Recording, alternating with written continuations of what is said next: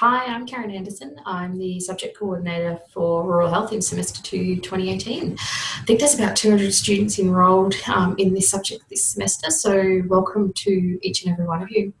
I've put this little video together, one to just outline the structure of the subject and how it works. That for some of you, this may be the first time you're taking a fully online subject, and so you might be a little bit anxious about how that's going to happen. So I'll spend some time just giving you an overview of how the subject's going to run, what the expectations are of you throughout the semester. So this subject is 100% online. There are no face-to-face sessions whatsoever. And the way that you will engage with other students and with staff is through the LMS site. So where do we actually start? I'm going to just share my screen with you and we'll have a look at the LMS site. So this is the LMS site and what you'll be able to see at the moment.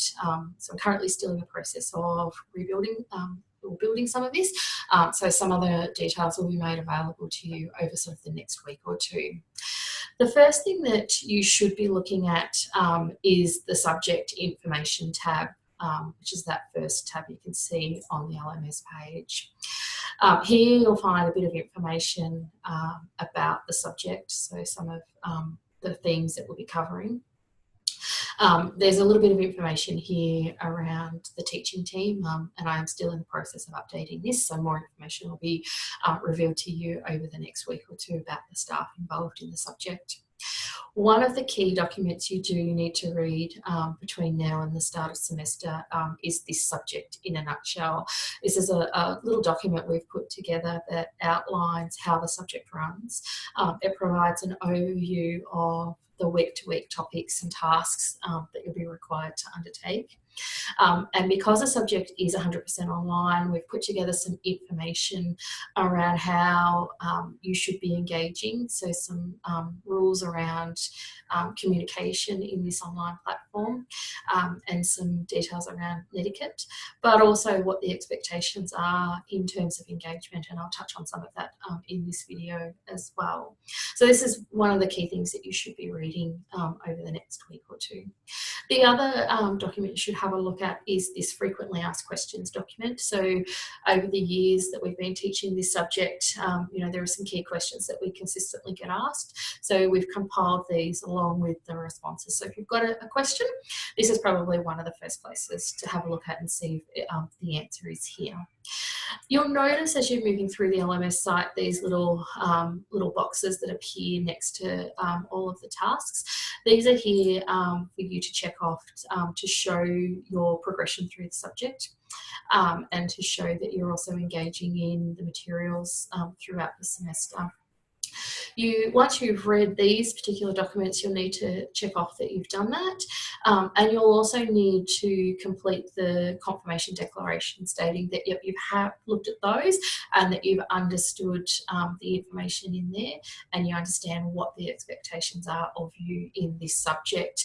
Once you've done that, you'll then be able to get access to some of the online content that's now available. If we just go back home, the other key document you should be looking at is, of course, the subject learning guide, which is critical in any subject that you take at university. The subject learning guide has contact details for the staff, in particular myself, how you get in touch with me.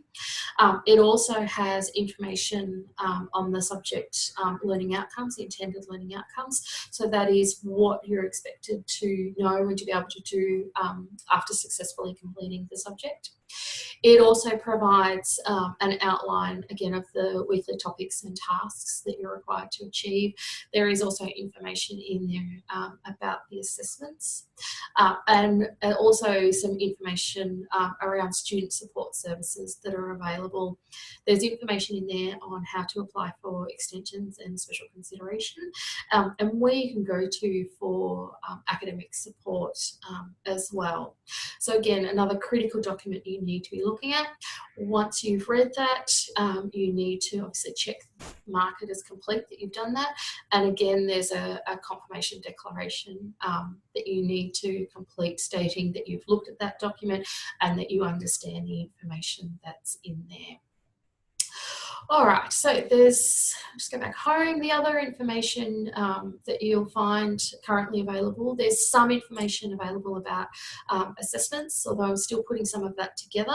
So more of that will be revealed to you over the next week and a bit before semester starts.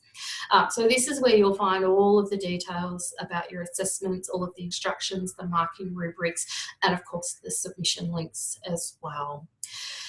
And then as you move through the LMS site back to our homepage, we've got set up some subject discussion boards. Because this is an online subject, all of the interactions you have with us are via the LMS site. So we've put together discussions and general questions that you can post to this particular discussion board. I've set these up under some key themes that we know students are likely to have questions about. So for example, if you've got a question about the weekly activities, you can post that to the weekly activities tab. If you find a link in LMS that's not working, you can post, a notice here and just let us know that, hey, can't access this particular link in week whatever, and we can reply to that and fix that for you. You might have a question about the essay, which is one of your major assessment tasks. Then you would obviously post those questions around that assessment task to this particular discussion board. Have a look at these discussion boards before you do post your questions, in case somebody has already asked the question and somebody's already answered it. If you can't find your question, then please feel free to post it to one of these discussion boards, or you can always create a new discussion topic if your question doesn't match one of these themes that are here. These discussion boards are set up for both staff and students to respond. So if a student asks a question and you're another student and you know the answer, please feel free to reply. This is not just for staff to be monitoring. Staff will keep an eye on the discussion board. However, it might take a couple of days for us to respond. We're not logged in 24/7. For most of us, this is not the only subject that we teach in. We do monitor it, but it could take, just be aware that it could take us a day or two. If your question is of a personal nature, it might be, for example, about whether you think you're wanting to find some information about whether you're eligible for special consideration or an extension, or something has happened that's impacting on your ability to participate in the subject, then you can direct that to either myself as the subject coordinator and or your facilitator via their La Trobe emails. So please don't post anything of a personal nature to these discussion boards. That can be directed straight to the teaching staff. Okay, we just go back to the homepage. So the other thing that you'll start to see as the weeks roll on is the weekly content. So each week you will be asked to do a couple of things.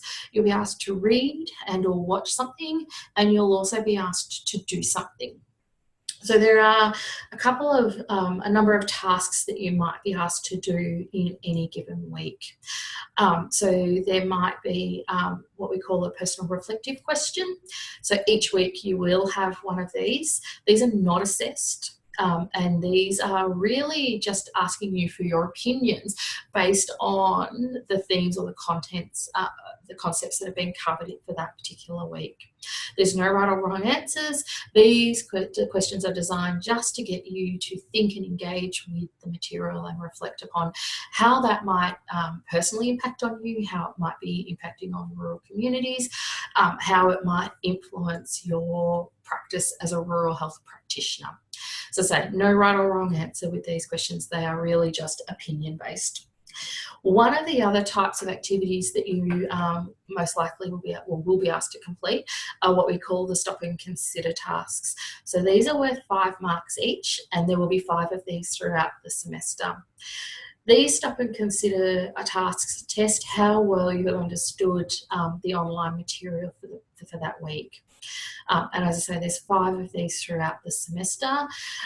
The other type of task that you will be asked to complete are group discussion tasks, and these are worth 2 marks each. These are graded based on the content that you post, but also your contribution to the group discussion. So a group discussion, requires people in a group to actually interact with each other. So you'll be asked in these tasks to discuss a particular question, or you'll be given a particular maybe a scenario, and as a group you'll need to discuss that. You'll be working in groups of about 10. And in these tasks, you'll engage more with your facilitators. So there'll be an opportunity to pick their brains, for them to share their experiences of rural health practice, opportunities for you to seek clarification, or, if we're seeing that students are posting information that is factually incorrect, staff will take that opportunity to correct that in those online discussions. So they're worth 2 marks each, and you're graded on content and contribution. So because it is a discussion, it's not enough to simply just post content once. You will be expected to post a number of times, as though you are having a conversation or a discussion with a group of people. So we'd be expecting that you're posting, maybe 2, 3, sometimes 4 or more times in that particular week's group, in that group discussion. So each week, as I say, you'll have at least 2 of those activities to do. So there's always a personal reflection question, and then you'll either do a stop and consider or a group task each week. And they combined will make up 30% of your overall mark for the subject. The other types of it, there's another 2 assessments that you'll undertake in this subject. One is an essay, and one is a reflective task. We will be running some Zoom sessions, so these will be live sessions during the semester for each of those tasks, and there'll be an opportunity for you to spend up to an hour with me online, seeking clarification, asking questions, about each of those assessments. We ask that you come to those sessions prepared, so that means having read the instructions for the assessment, that you've read the marking guide, and that you've done some planning or some thinking about what your topic might be for those particular assessments, so that you can get the most out of them. They're not compulsory. They are an optional session that we do offer for students.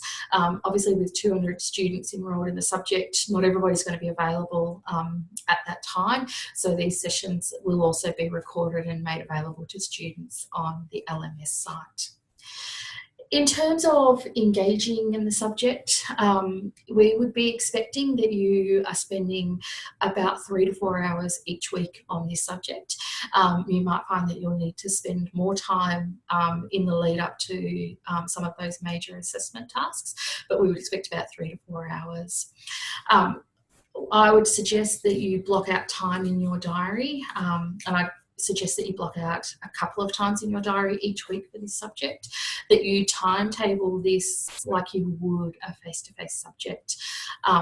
I would recommend students logging into even 3 times a week to this subject, just to ensure that, because not everybody's going to be online at the same time, particularly with those group discussions that you might do your posting, you might need to wait a few days for others to then jump on and respond, and so it might take you another day or 2 to respond to them. Each of those weekly tasks will be due at midnight on the Sunday of the week. So week 1 starts on the Monday, so the following Sunday is when your tasks for week 1 would need to be complete, and so on and so on. We know in this subject that student success is linked to their level of engagement and participation in this subject. So students who participate more frequently in the subject, we know will do better at the end in terms of overall results. So that's why I think it's so important that you do block out that time. It's really easy with an online subject to forget it and then to fall behind in those tasks. So block out those times now in your diary. Factor this in like any other face-to-face subject. Block out a couple of times each week, even if it's only an hour or 2. whether you're going to log in at the same time, you know, on a Monday and maybe a Thursday, whatever days it might be that suit you, and that you do that consistently, and ensuring that you're spending at least 3 to 4 hours each week on the subject. So I think that's really all that I'm going to go through at this stage. There'll be more. I'll be posting some videos throughout the semester just to keep you up to date with what's happening, how things are tracking. We're always in correspondence with you guys through the announcements and even email, and also through the group discussion boards as well. So my top tips to do well in this subject are: be organised. So over the next week or two before semester starts, look at those key documents, the subject in a nutshell, the subject learning guide. The subject assessment details will be made available shortly. Have a look at those as well. Put the due dates for the assignments in your diary, and timetable the subject like all of your other subjects. So be organised, start getting organised now. My other tips are: engage frequently and engage regularly.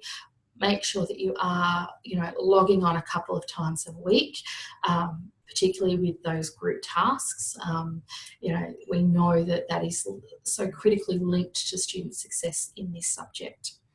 And my final piece of advice is ask for help.